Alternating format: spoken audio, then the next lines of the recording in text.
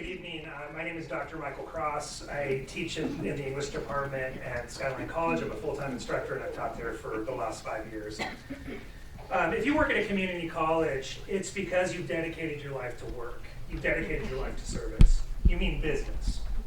I came to Skyline because I care about teaching, I care about my students, and I care about social justice.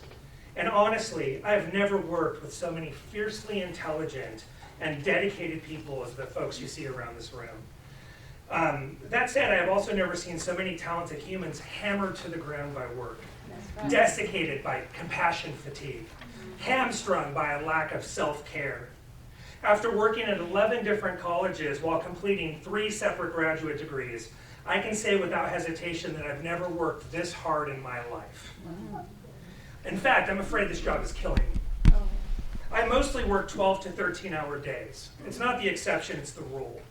I only need 3 fingers on one hand to count the amount of weekends I've spent with my family over the past 6 months. My wife and son live around my job, this hulking monolith in our family. My teaching load, class prep, office hours alone constitute a full-time job. But add to that the additional 70 to 80 hours of grading I do for each essay assignment, accounting for approximately 300 additional hours per term. And we're getting closer to the reality of my profession.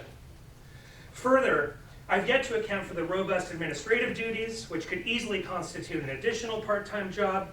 And then, when I have time, which is almost never, I try to be an active member of my department, which is currently wrestling maybe to death with AB 705. The problem with the workload narrative is how it's framed. No one in this district is afraid to work. In fact, the colleagues I know are ready to sacrifice really just about everything for our students. They are ready and they do. But as my father would say, the answer is not simply working harder, it's working smarter. My colleagues are spread so thin that it's physically impossible to do it all well. It's a question of volume rather than quality. And I've participated because I have to. My family needs the income, my students need my expertise, and I need a sense of purpose. But I also need to see my son for more than 1 hour a night. And I would love to sleep for more than 4 hours a night.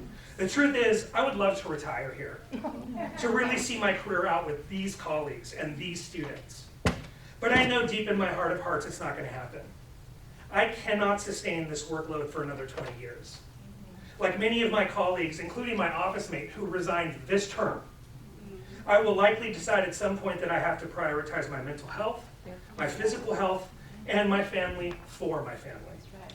And I'll look for something more humane.